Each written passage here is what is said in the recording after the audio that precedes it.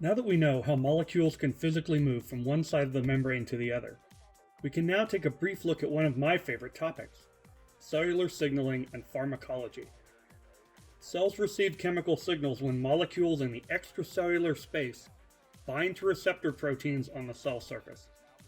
Molecules that bind to receptors are called ligands. These molecules are often hormones or drugs that can only affect cells that have receptors for them.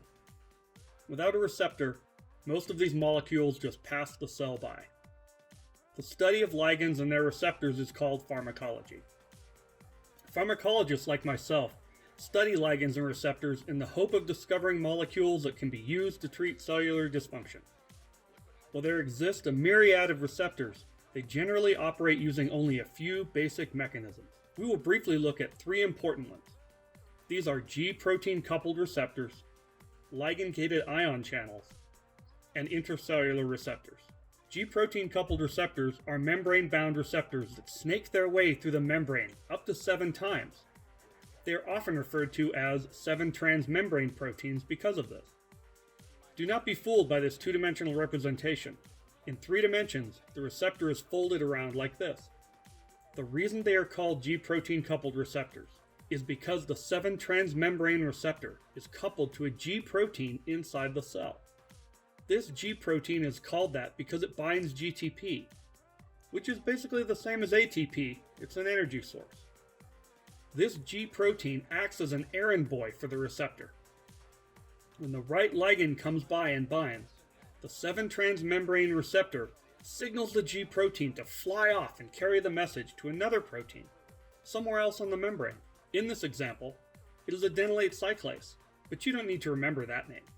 The point is that the G protein signals a different protein somewhere else and activates a cellular response.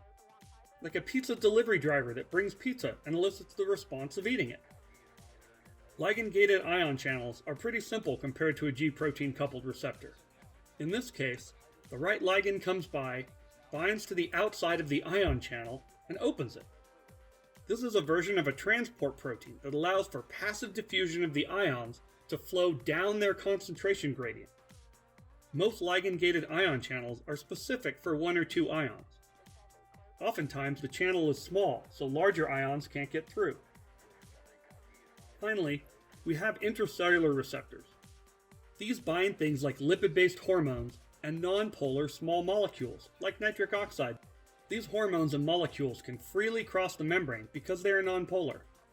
Once inside the cytosol, they will bind to a receptor. For hormones, that receptor is a dimer. We have heard this word before. A dimer means 2 of something. In this case, the 2 pieces bind the hormone and then are transported to the nucleus, where they can affect gene regulation. Hormones and their receptors are powerful agents and produce significant effects. Now that we've looked at some powerful examples of receptors and ligands, let's talk a little bit about how those receptors pass their signals on. In simple terms, they do this in one of 2 ways. Directly, like the hormone receptors, which can go directly into the nucleus, and indirectly, by causing what is called a signaling cascade. These cascades take a variety of forms, but here we'll discuss 2 of the most common. These are phosphorylation cascades and second messengers. We've seen the phosphate functional group before. Phosphate groups are added to proteins by enzymes called kinases. Kinases add phosphate groups to other enzymes as a signal to turn them on or to turn them off. Oftentimes, these other enzymes are also kinases. This is why it is called a phosphorylation cascade. It looks like this. An outside signal hits a receptor protein on the membrane. That protein then phosphorylates a protein connected to it inside the cell. That connected protein is then sent off to act as a kinase to other enzymes. Those enzymes are then kinases to yet more enzymes. The point here is that the signal is amplified until it ultimately produces an effect, or a cellular response. Oftentimes, this response is a change in gene regulation or protein function. Sometimes, the phosphorylation increases the activity of an enzyme that produces what are called second messengers.